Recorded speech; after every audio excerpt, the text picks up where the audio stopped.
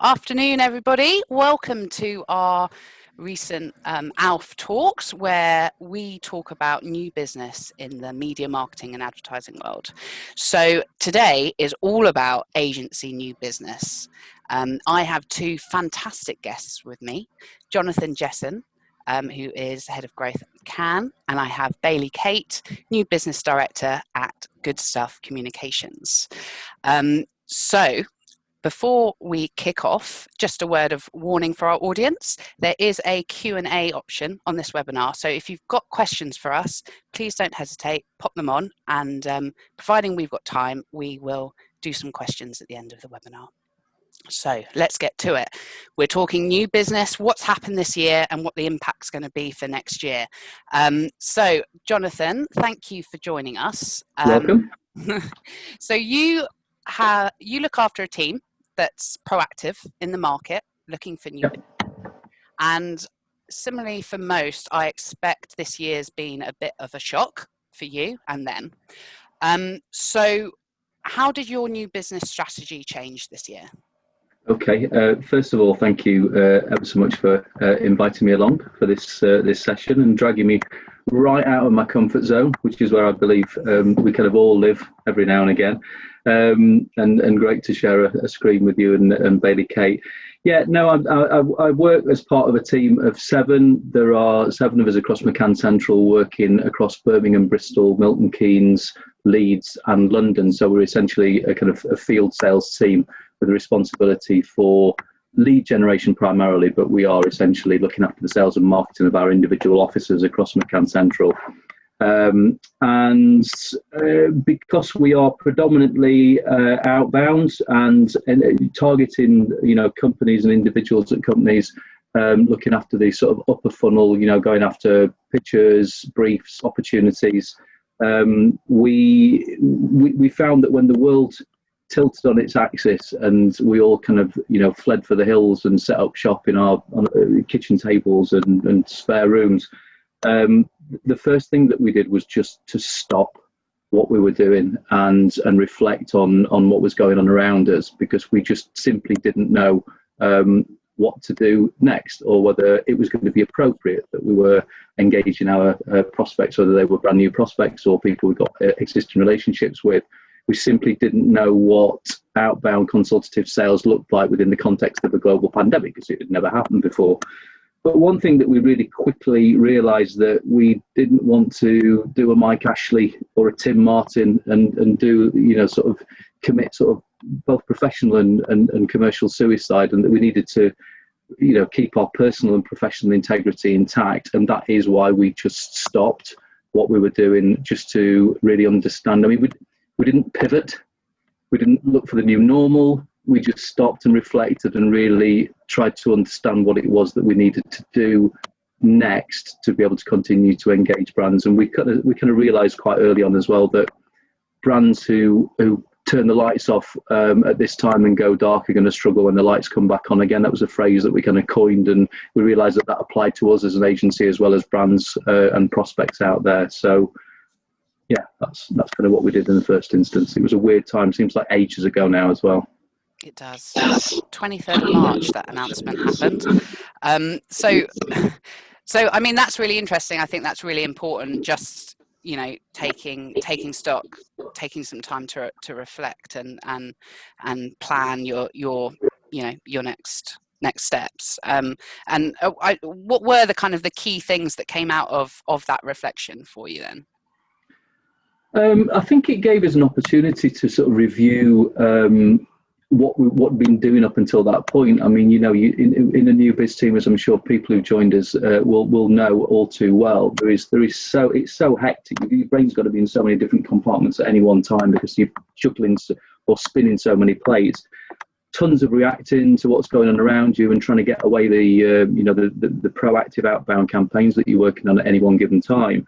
So strip that away, even albeit just for a couple of weeks, it was great to get that space to just look at what we were doing, certainly examine the content that we were getting out. We always argue that the best and most creative and engaging content leads to the best opportunities.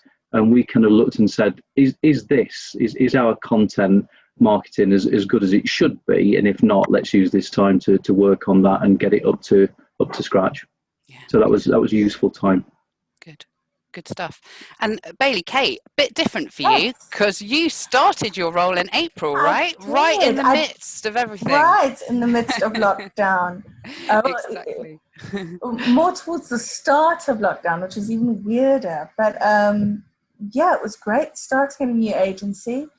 And for me, it was having that time that I wouldn't usually have as a new business person. So coming into the agency where either the pitches that were active had been put on hold, and then the incoming leads weren't happening right there and then, just because of the situation. It afforded me time to really get my feet under the table, as it were, but also I was able to interview a cross-section of the agency, and find out what was working for them in new business, within the current new business processes, but then also what wasn't. And most importantly, take what was working and improve upon that, but then also look at what wasn't working and put things in place ready to go for when the market picked up again. And yeah, it was just a great experience being able to have that time and sit down with these people for, it was an hour and a half each, and just let them talk and learn about what had happened and what they would like to happen in the future. So that's something that in any other year would never, ever be able to happen. Yeah, exactly. So that, that's really interesting. I mean, this whole situation, and particularly I know we're really focusing on what happened at the beginning of this period, but I know a lot of people will be kind of looking to their plans next year at the moment. They'll be thinking about 2021, and it's always an issue, isn't it, just actually having a think about what the next steps are. So both of you have said that in this initial reaction, what you suddenly had was time that you very rarely had before, and it's been how you've actually been able to use that time to contribute to the strategy that you're probably implementing right now and looking to the future. So Jonathan, the way you've been able to review that content and fill in the cracks of any new business process, which you might not have had the time to do beforehand, and Bailee-Kate actually having the opportunity to really get a temperature on what that new business culture is like at Goodstuff, which I imagine had not been the case, you probably would have been thrown in, right? And just been like, right in the deep end. exactly. And then just to kind of get on with it. Okay, so that's really interesting. So both of you have kind of taken that for a win out of this situation, being able to have that time to reflect and kind of move on and decide what the next steps are. And I think it goes without saying, a lot of agencies have struggled or not maybe panicked a little bit over this process and been unsure as to what to do from a new business point of view. Jonathan, I mean, your team are proactive in the market, and it would be great if you describe that term a little bit for us in a moment. But I mean, what advice can you give to new business people at the moment, or agencies who are struggling to find their next big opportunity? I'm not sure I'm best placed to give advice necessarily, but and I think that's mainly because, despite the fact I've got a few years on the clock in new business agency, that sales, which is what I kind of and our team unashamedly view ourselves as salespeople. There's no right or wrong way of doing it. I think for us there's best and there's better, or there's better and there's good and there's better. I don't think there's ever best. You always kind of strive towards that. So I think something that we've talked about as a team a lot during lockdown, as well as the focus on trying to improve the content, is how best to engage prospects. And we did very quickly get into a rhythm of doing that once again, and understanding that actually we're looking at really sales 101. It's very much about consultative sales, and that's all about engaging brands and engaging individuals. And that the spread of sort of reactive and proactive, as we call it, and proactive in our world as kind of outbound and proactive salespeople. Proactive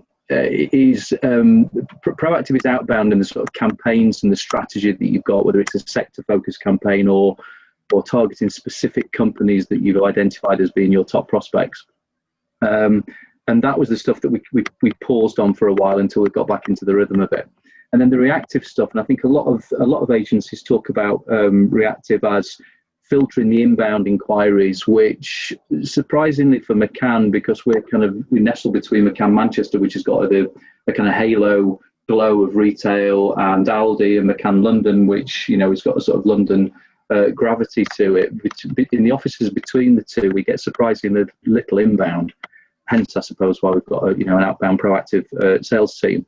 So reacting for us isn't about inbound. It's about the leads that you see out there in business newsland, whatever your news feeds are, whether it's the Times or whether it's Business Desk or whatever you read in the morning for that first hour before you're on, and then interpreting that information to go out to market to generate an opportunity from that. And we talk about within the team about it being about 50-50 split. I always used to think that reacting to stuff was the wrong thing to do, because you can spend your life reacting and not get on with the stuff you've actually set out in the morning to do, your list of things to do. But actually, I think especially during lockdown as a team, and we've talked about this a lot, that we've actually generated quite a lot more opportunities than we normally would have done, just by looking for those triggers, new hires, mergers and acquisitions, all that kind of good stuff, and then interpreting that in the right way, and then taking that back out to market to generate that new opportunity. So whether that's advice or not, I don't know, but we certainly have been looking at that split of time between reactive and proactive, which I think has stood us in good stead as a team over the last few months. Yeah, and that is really interesting, because a lot of agencies are, they're looking for opportunities to go and drive some kind of proactive approach. So, you've mentioned there you're reacting and looking for those key kind of triggers. And, without giving away all your trade secrets, what do you see as kind of the main triggers people should be looking for, and why? Yeah, okay. Well, I mentioned there about new hires, new marketing director comes in, and inevitably that will spell, not inevitably, but often it will spell some kind of review period. Agencies are on alert, the incumbents on alert, the other agencies that are fishing around that either person or client are on alert. So that's an obvious one. LinkedIn is obviously one of the best places for that kind of information, because especially if you've got Sales Navigator. And I was on with one of my team this morning, and we were talking about the best use of Sales Navigator to get those early alerts of people who've just landed in role. That's really useful. And I've derailed my train of thought. Sorry, what was the question again? It was the triggers that triggers. Yeah, absolutely. Right. Okay. Thank you. So I think that's one of the main ones: mergers and acquisitions. Anything that you see out there that's of any interest to a business, especially one that you've got in your sites, or we have in our sites, then that's worthy of an approach, because we need to be timely and relevant when we're speaking to prospects and we're engaging prospects. And I think one thing that, again, we talk about within the team a lot is, know your prospects, know who you're going after and why. And if you're targeting Mrs. Miggins' pie shop, don't just ring up the marketing director and hope for the best. When are you reviewing? Can we come and see you? Go to Mrs. Miggins' pie shop, buy some pies, taste some pies, buy pies online. Go through the customer journey, and by the time you do pick up the phone to Mrs. Miggins, you can have an opinion, you can have a point of view, and you're going to just be that bit more engaging when it comes down to it. And I understand that's kind of a bit further down the line than your prospecting and who you're actually going after. That's probably a whole webinar in its own right. How to prospect and who to identify as your prospects. I think they would probably be the key things at this point. Yeah, exactly. All very good suggestions there. And it's really interesting to hear that, you're saying you're still making just as many, if not more, opportunities for having an eye out for those things. So we tend to try and go after about half a dozen a day, each of us within the team, of reactive approaches, stuff that you've read and seen and go, right, I'm having that, that's interesting, I can probably do something with that to generate an opportunity. That's a bit of a KPI in terms of those reactive approaches. Exactly. And Bailee-Kate, so it's slightly different for you at Goodstuff, isn't it? Because you are getting quite a lot of kind of inbound inquiries coming through the door, right? We're getting so many inbound inquiries, and for us, it's more of it's qualifying those inbound inquiries and deciding which ones are, not just the sector gap fillers or anything like that, but which ones we really, really want to work with, which clients our teams would want to work with. But we're in an extremely fortunate situation that we're basically just reacting to inbound leads. But having said that, we've also had time to go back to time to be a bit more proactive with our prospecting and put more time and money behind it, to do it in a Goodstuff way by creating videos that are being sent to prospects. We even ran a LinkedIn campaign targeting D2C clients that we'd love to work with. And also launching the Land of Independence, which was an ad campaign, and it was digital, print, outdoor, just with all the whole bunch of really, really cool independent media agencies in the UK. So we've been busy.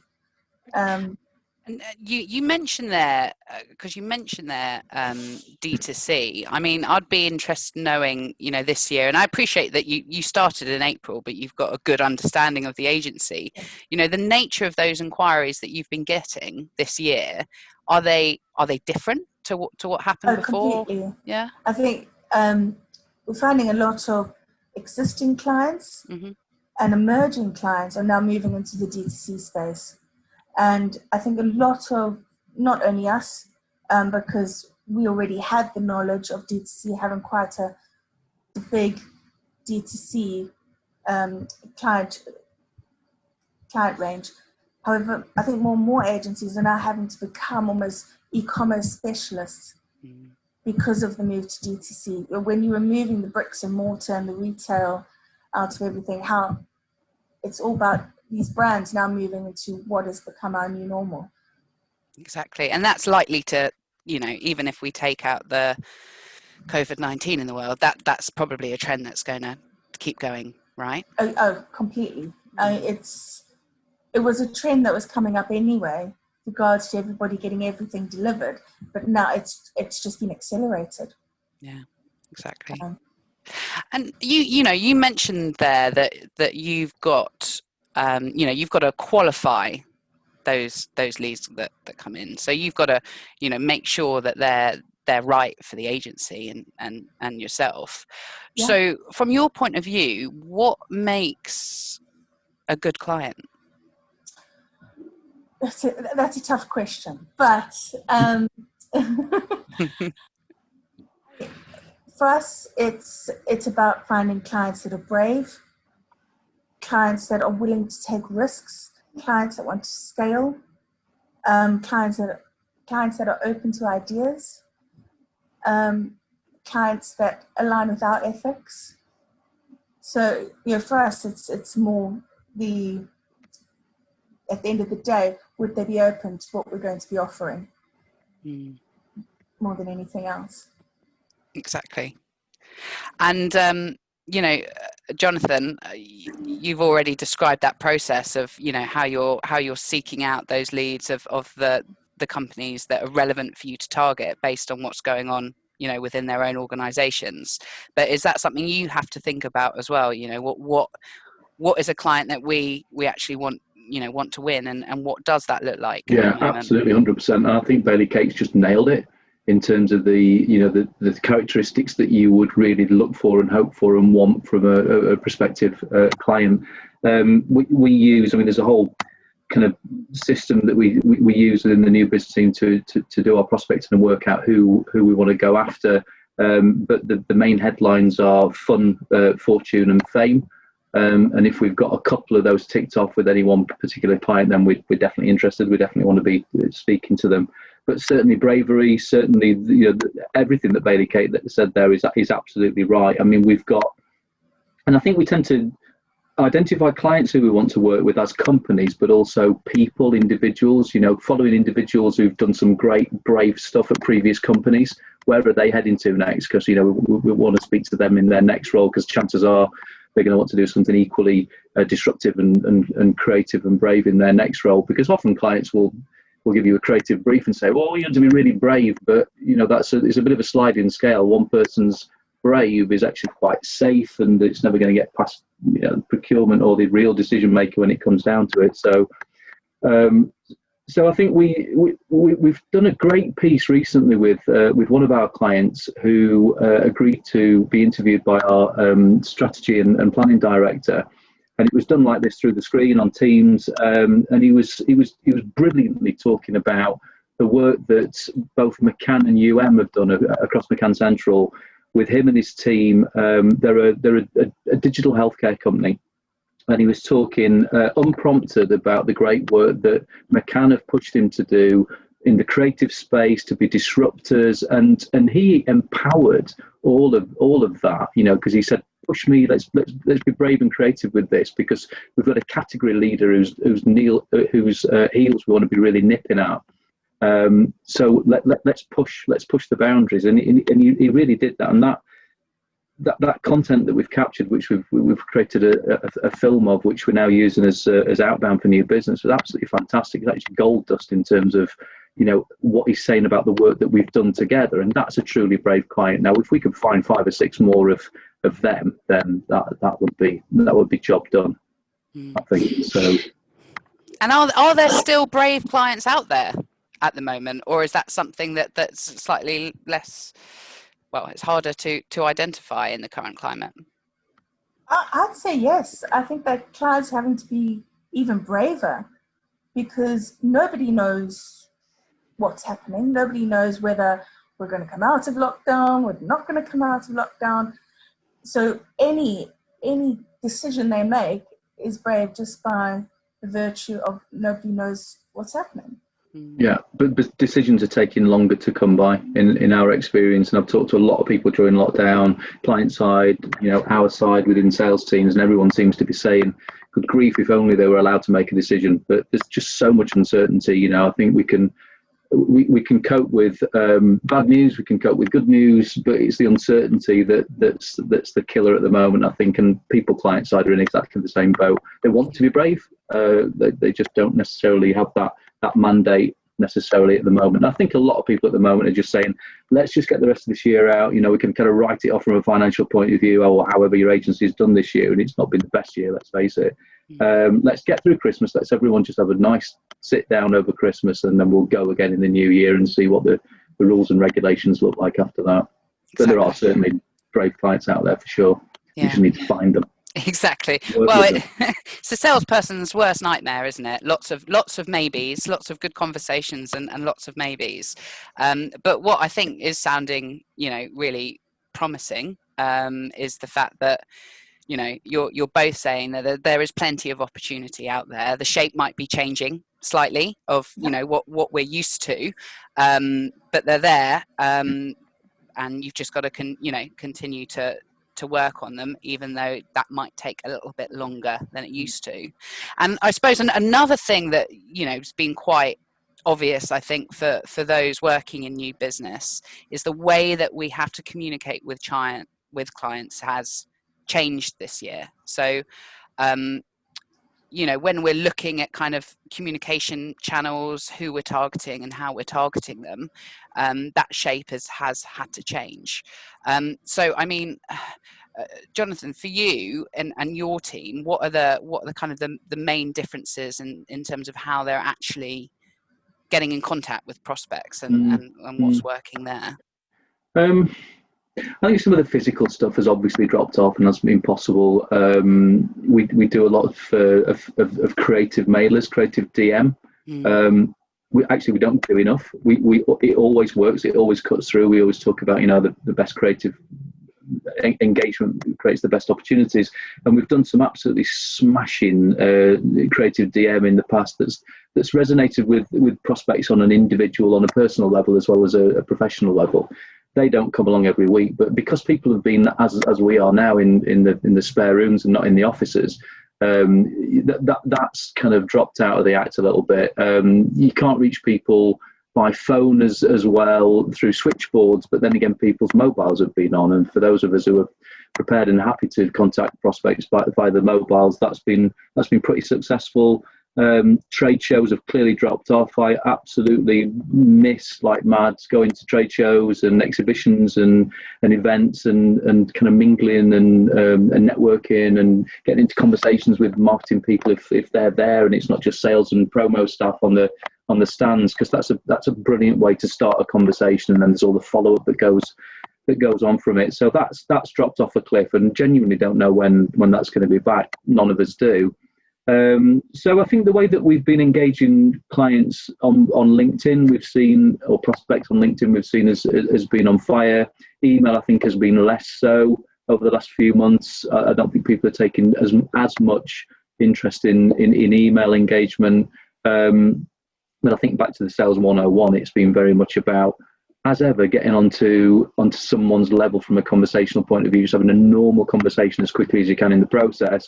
And a lot of that has been around empathy around the situation, and being able to get onto how are you doing? Empathetic and caring approach.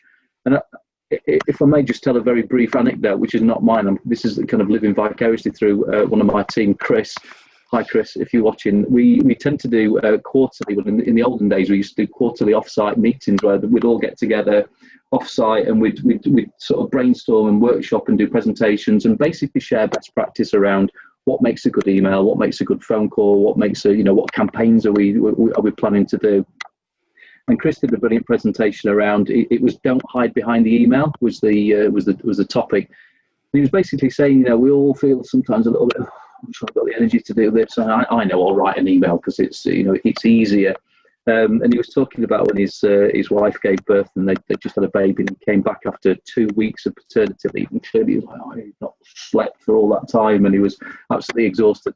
And for the first couple of days back, he was saying, I just didn't have the energy to pick up the phone or pick anything up, quite frankly. And I realised after sending a few emails, I was actually hiding behind the email.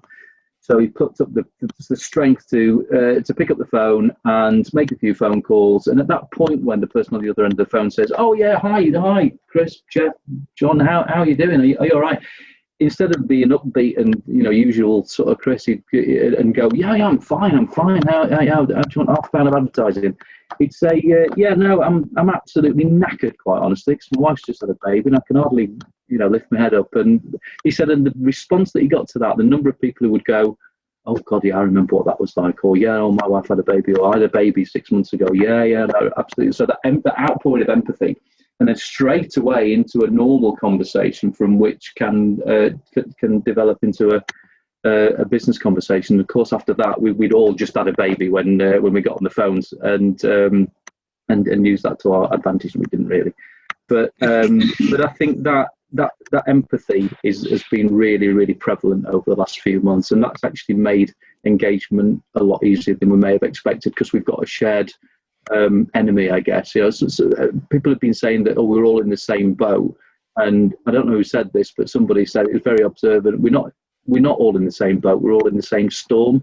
We're just in different boats because everyone's individual circumstances are different, of course. But we are galvanised by what's going on around us in the context of COVID, and that's led to some really meaningful conversations that may not necessarily have happened before lockdown. Weirdly, yeah, exactly. I think just to reiterate what Jonathan was saying, I find that clients are more open to have these conversations on the phone. I don't know whether they see it as us breaking up their day, but are being a lot more open and more discursive. there's a lot less hurdles to jump to get the answers that you want. And I think it is just because maybe it's because we're lacking human interaction and the buzz of offices, but people are more willing to talk rather than respond to emails. So yeah, totally agree with you there, Jonathan. Yeah, and I think that's really interesting, because I've had a sense of that as well, that you know, people are just a little bit more honest, a little bit more open about having an initial conversation, or being, you know, really honest as to why they don't want to progress a conversation, and it's far more kind of cards on the table. Bailee-Kate, in terms of the way, you know, you've been communicating, has that changed much?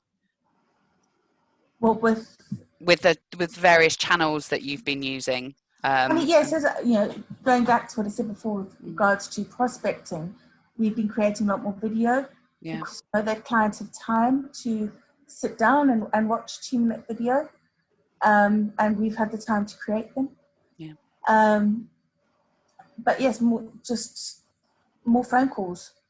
For us, it's been a lot more phone calls, a lot more direct access to clients. Not as many intermediaries, and even where there are intermediary relationships, intermediaries are introducing us to the clients to have those conversations and to have more meetings with the clients. So we've now, where a tissue may be something that you get once in a blue moon, we're now having tissue sessions in the run-up to pictures with a lot of clients. A lot more conversation flowing, and to build that chemistry virtually, because that's the one thing that we really, really are missing out on. I mean, we're all in the media marketing advertising world. Yes, we're all selling our great services, our great products, our creativity, but first and foremost, we're selling relationships, and that's the battle that we're facing. Is how do you form these relationships virtually in a world that doesn't allow you to meet face to face, or even on the off chance that you can meet face to face, it's limited numbers, sat 2 meters apart with masks on their faces. Yeah. So yeah, for us, it's getting as much time in front of the clients as possible, albeit that virtually, to create this chemistry and to create discussion, and so they get to know you. Yeah, it's an interesting point, isn't it? Because, you know, I expect a lot of people listening were used to meeting in person, lunches, drinks, you know, a whole range of that face-to-face contact and kind of selling yourself. So, Bailee-Kate, what do you think the impact is going to be on the agency side of the industry, having to do this all virtually? Well, I think that there's going to be two outcomes.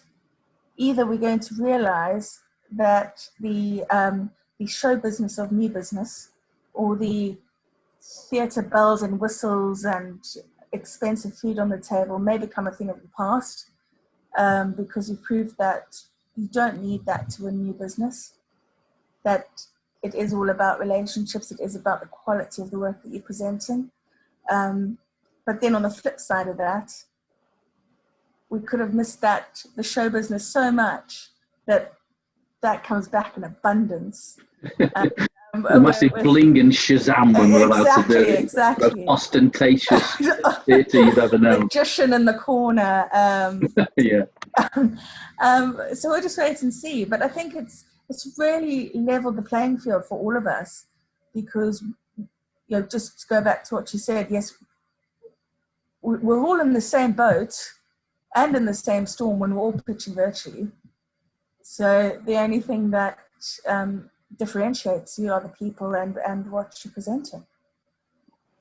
That's a refreshing idea, isn't it? Kind of looking at, has this created more of a level playing field, you know, across agencies?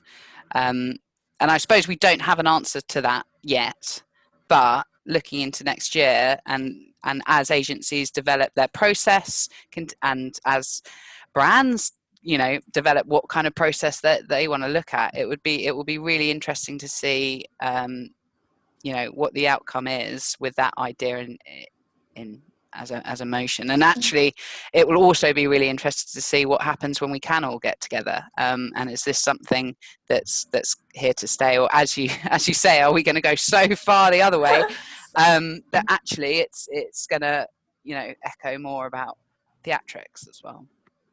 So I think the thing is that we've all identified to some extent is that the whole shooting match hasn't just stopped and ground to a halt. We have been making new relationships. We have been developing the relationships with prospects who we've been talking to for months, if not years, in some instances. Pitches have been still happening. Pitches are still being won and lost. And that engagement, I think, to Bailee-Kate's point there, is really important. It's sales 101, people by people, which I know is a massive cliche, but it's never been more relevant than now. And I think we've just found slightly different and nuanced ways of engaging with prospects. The number of times that you'd have gone to the drum live event or some kind of event where new business people come together, and you'd have a panel of people which will include a couple of clients, and the client will will say something. I don't respond to sales approaches. I don't take kindly to cold calls or phone calls, and then 5 minutes later they'll be asked. Let's say the marketing director of Harry Marsden's chip shop said, "How did you get your current agency?" "Oh, someone sent me a potato that looked like me," and then they followed up with a phone call, and then the timing was perfect. And they're my agency. So people do respond, clients do respond to sales approaches, and as long as they are the right kind of level with that sort of that human touch, and it's engaging, and again, people by people. So I don't think a huge amount has changed. Clearly the physical environment has all but been removed in terms of the shows that we've talked about, and the physical mailers, and Bailee-Kate's point absolutely about pitching is so different.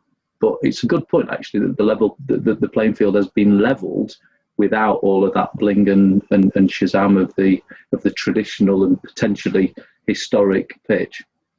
Exactly. And again, that's potentially another webinar in its own right as well, isn't it? Well, I think it's also interesting that that term sales or new business 101. If you're ever kind of struggling in your career, it's always good to just look back at what the basics are. And even within this webinar, I think what's interesting that you guys have all pointed out is kind of core things that go back to those basics. So having time to plan. It's not necessarily about there aren't opportunities out there. It's just making sure that you're doing the work to identify where they are. It's about getting on the phone. It's about getting to decision makers and building up a relationship properly. We've spoken about the advantages of actually some barriers are down at the moment, so we are able to keep having those conversations and keep that process. And even if it's not face to face, I'm sure there are still quite a few things that you do as a core in terms of your basics when you're presenting online and you're reaching out to people. So I do like that notion of just look at the foundation, look at the format, and keep doing what you're meant to do. So absolutely, it's that back to basics, which we've done a lot of within the team. It's all of the above, but it's also reassuring yourself that especially if you're predominantly outbound and it is a sales role as is out, is reassuring yourself that it's all right. You're doing a good job as long as you're engaged and you're engaging. Because new business can often be the loneliest job in the agency and the hardest job in the agency, and every now and again somebody outside of new business in the agency will tip the nod to that as well. You just got to keep keeping on and keep your chin up, and luckily I've got a team around me and we sort of support each other in that respect. So back to basics is a really good way of looking at it, I think. Exactly.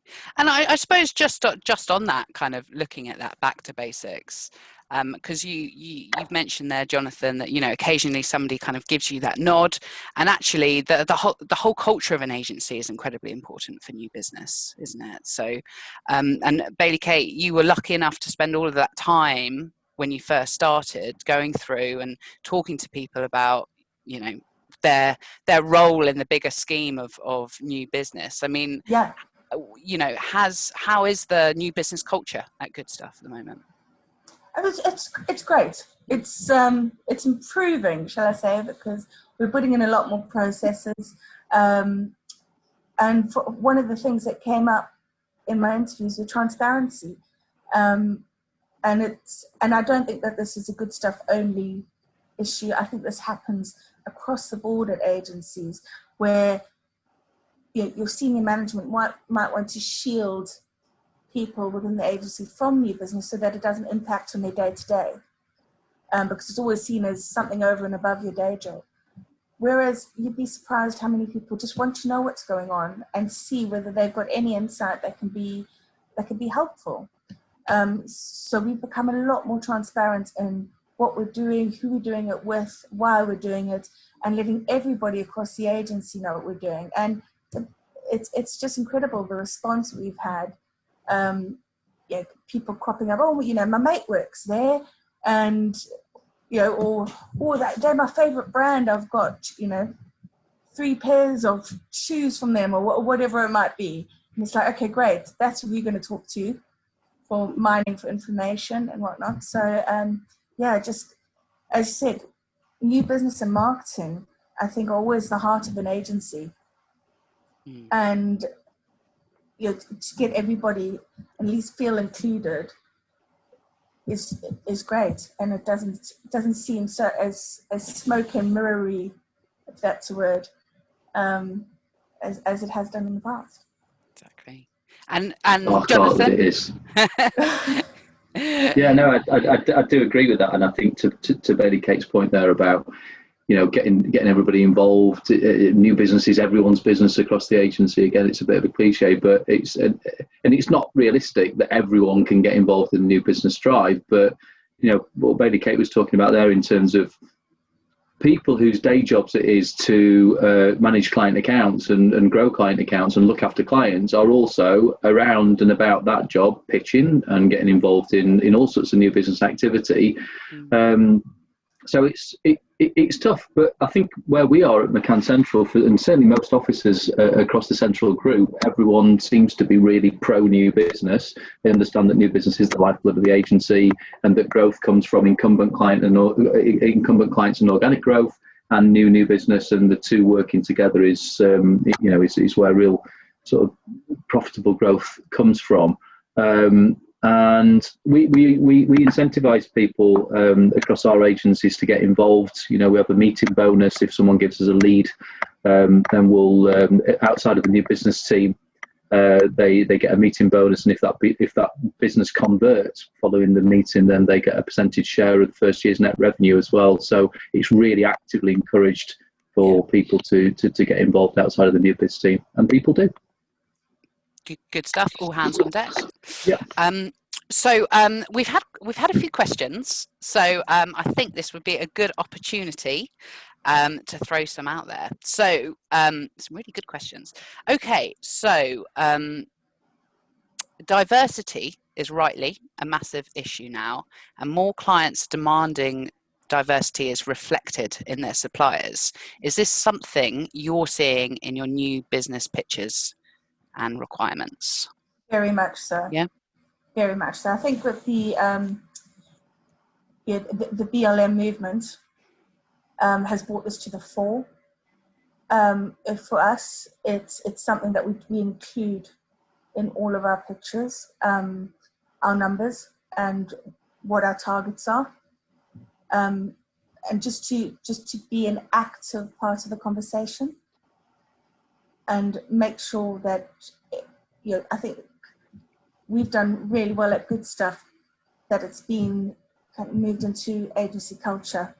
So there is a talk every Friday about diversity, and where people can also share their thoughts on inherent racism and privilege and how to overcome those and be educated. Mm-hmm. It's definitely something that both clients and us as an agency are extremely passionate about. Yeah, I can mirror that as well. Trickling down from McCann World Group are a whole host of of training and an awareness around this, and that's filtering into every area of the agency. On a local level, we have training in everything from unconscious bias to D&I, and that is in the same way as we talked about new business is filtering through to every area of the business, and everyone is involved in that. Yeah. Okay. Brilliant. And that's impacting work. To the original question about pitching, that is impacting work, which is finding its way into both client work and pitch presentations as well. Yeah. Okay. Good question. Thank you. So Max from YouGov has a question. He said, I've heard from agencies that turnaround times have decreased since COVID, whereas before they had a week or more to respond to briefs. Now it's a matter of days. Is this the same for the panelists? And if so, has it affected the quality of your pitches and your proposals? Bailee-Kate? I'll happily take that. I think, yes and no. We're finding faster turnaround times purely because we're dealing more directly with the clients rather than being involved in a long, like consultancy intermediary long process, run process. Sorry. And I don't know. I wouldn't say that it's impacting the work. Would we like more time? Yes. But you do what you have to do within that time frame. And sometimes your best ideas come in 24, 48 hours when you're feeling that pressure. So it's kind of, it's a twofold situation. It's nice to be able to having these quicker turnaround times, getting decisions made a lot quicker. But at the same time, would we like more time? Would you have more time? Mm. It's interesting from our conversation earlier about how, some parts of the process are taking far longer, but actually this part of the process has almost got that additional pressure and turnaround. But I think you can understand why the clients need these quick decisions or quick presentations, as it were. It's because they've got to make decisions faster. Because they're literally moving at the speed at which we know what's happening on a day-to-day basis. So they need to be prepared for anything. So we can empathize with them and it's not always a bad thing. Yeah, exactly. We've experienced both ends of the spectrum where the current situation or the situation over the last few months has both protracted the decision-making process and the time within which we get to react to a brief. Often, and quite a few that I've seen recently, have been much longer than you would normally expect. And then at the other end of the spectrum, it's almost laughably short, the turnaround time that you get. And I think that's the point at which you've got to have a serious conversation with the client and understand exactly what's driving that urgency, and have a proper grown-up conversation around how the tight deadline is likely to impact on the work and the volume and scale of work that is likely to be delivered if the timeline and the deadline stays as it is. So we talk about asking for behavioural concessions, which is a bit of a Blair Ends thing. If people aren't aware of Blair Ends, I'd highly recommend you do some of his reading and see some of his videos. He talks about asking for behavioural concessions when it comes to that particular part of the process. Pitch brief lands, right? We want 54 agencies involved. We want you to present in 48 hours and all these kind of often unreasonable things. And if you pick away at those and say, look, we can't do our best work in this time. We need at least 7 days, for example. And, we think it's an unreasonable number of agencies. You're creating far too much work for yourself. Would you consider cutting the list down and just getting involved in a proper conversation with the client? I think how many of those behavioural concessions you do actually get past, and how many of those initial demands you can get changed so there's a bit of a compromise in the middle will give you more of an understanding as to how realistic what chances are of actually winning that business once you get into the thick of it. Yeah. And what we've found is with some of the ones that have been unreasonable and we've not been able to negotiate changes to the pitch timelines, we've not got involved in. We've declined. And especially when at a time like like this in the run-up to Christmas, which is traditionally manic, and this is no exception, with new business pitches and existing clients to look after. The last thing you want is a diversion that may mean that you don't win some of the big stuff that's in the pipeline already. So some tough decisions have had to be made when timelines, especially to the original question, have been too tight to mention. Well, actually, there's another question here as well. So you talked about the type of clients that are best to work with. Do you have a policy or approach on clients you wouldn't want to work with? And the person that's asked that is not expecting you to name them. So don't worry. Bailee-Kate, what were you talking about just before we came on about when a pitch brief lands on Christmas Eve and you've got to present the first week? Those people. And I think we've all been there where you get this like massive RFP document arrive a week before Christmas and it's due the first week in January and you're like, well, what about my Christmas? What about my break? I think, well, it depends on, so you say the type of client, and I think it's not necessarily the type of client, it's what's happened within that client. So why is a client always a red, so let me start again. A red flag is always, why is this client pitched every year for the last 3 years? Why are they changing agencies every year? And I think your immediate response would be, well, I don't want to work with that client because you know that you're just going to be given the boot after a year. And it's like, well, why have they been making these changes every year? Have they changed marketing management every year? Has this sector grown that their current agencies now too small to service them? So I think every single client that comes through the door, you need to really, really research and qualify before you make any decisions whether you don't want to work with them or not.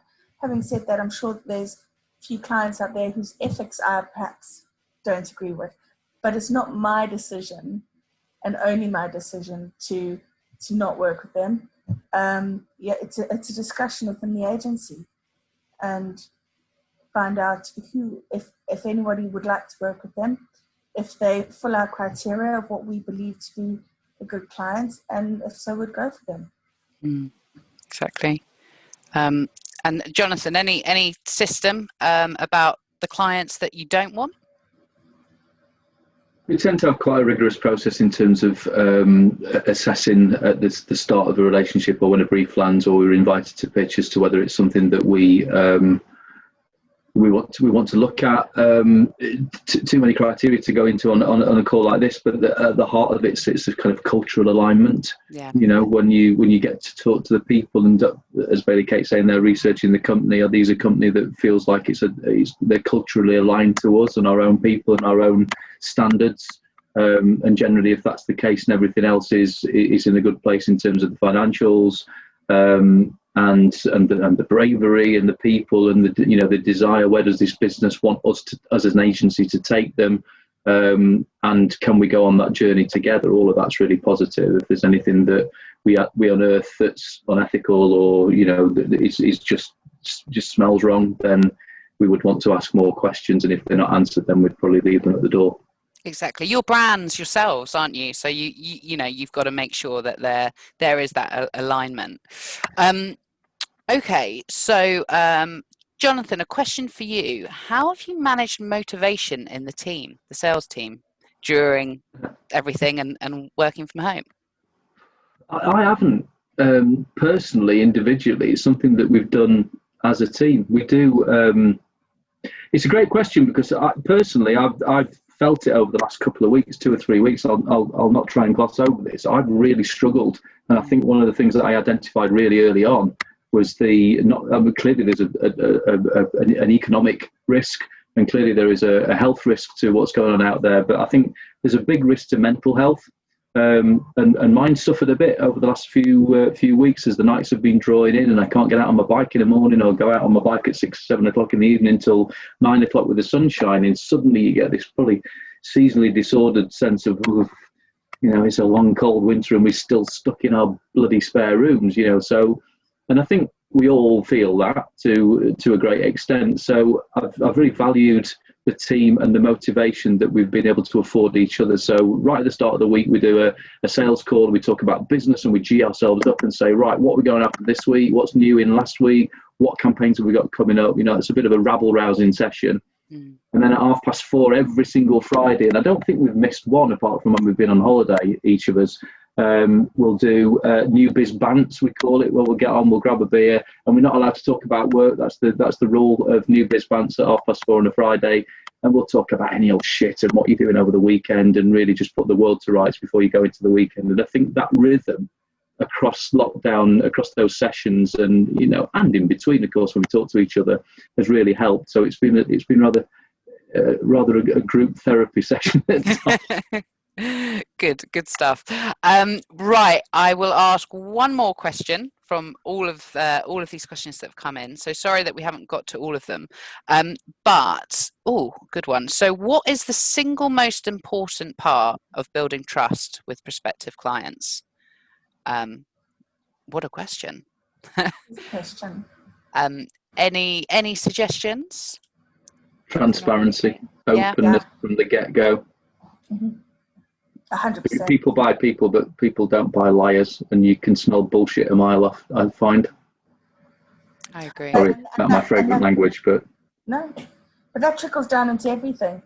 It's your product offering, your service, for us, the way you plan and buy media.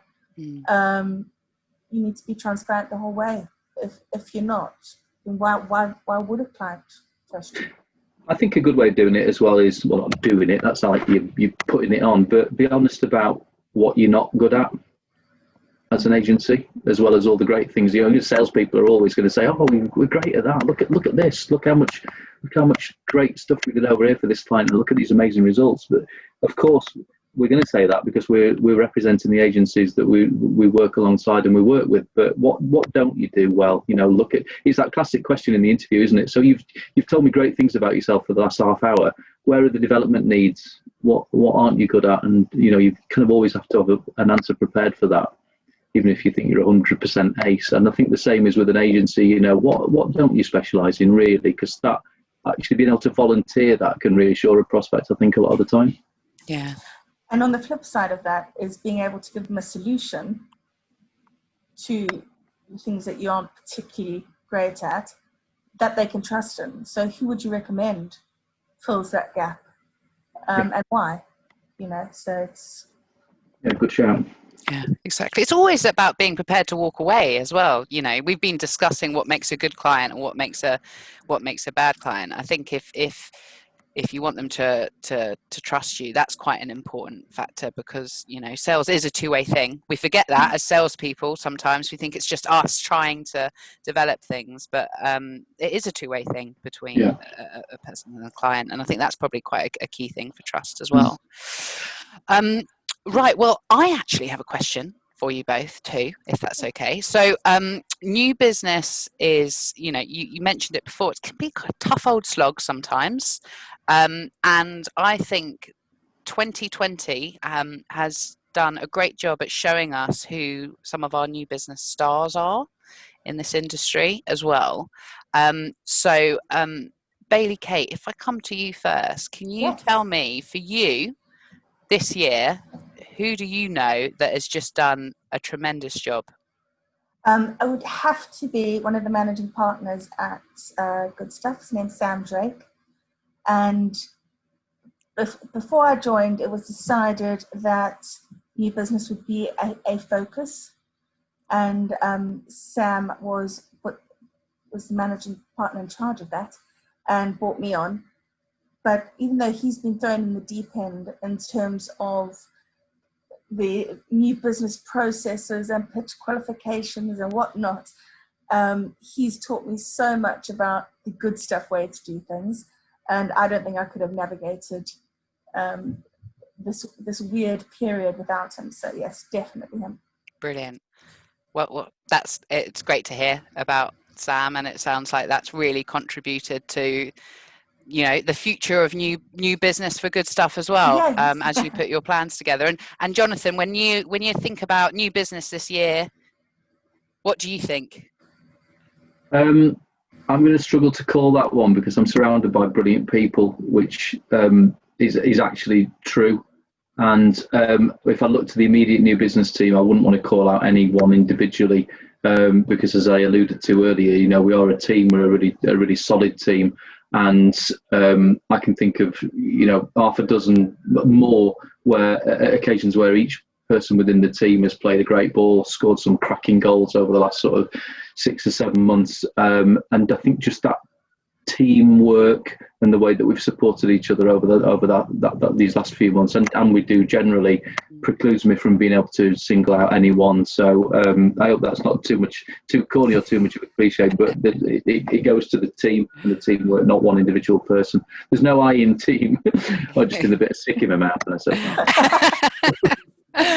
Well, that sounds great, and I know your team have been working, you know, really hard this year, and ALF appreciates it too. So we're going to pop a little something in the post for the team and for Sam as well, just to say well done. And we're out of time, just like that. How quickly did that go? Thank you everybody for all your questions. I'm sorry we didn't get a chance to answer all of them, but I hope everybody enjoyed this. And I'd like to thank Jonathan and Bailee-Kate as well for we know time is precious in new business world. Thank you for having us. Absolutely. And been great. thank you for everybody who joined the call to watch us ramble on. So. Well, it was great. I thought it was really valuable, and you know, for me, what sticks out is I was really impressed how you both took that initial time to work out your plans this year. It's really great to hear that there's plenty of opportunity out there in the market. You've just got to know where to look, which is good news. And you know, I think it's refreshing to hear that yes, things are taking a little bit longer to get things over the line at the moment. But you know, if you follow your sales 101, then those conversations can hopefully start coming to a conclusion next year, and we can all get back on track if that's needed. But thank you again, guys. Thank you, everybody. And see you on the next ALF Talks. Thanks a lot. Cheers all. Take care. Bye. Cheers, bye.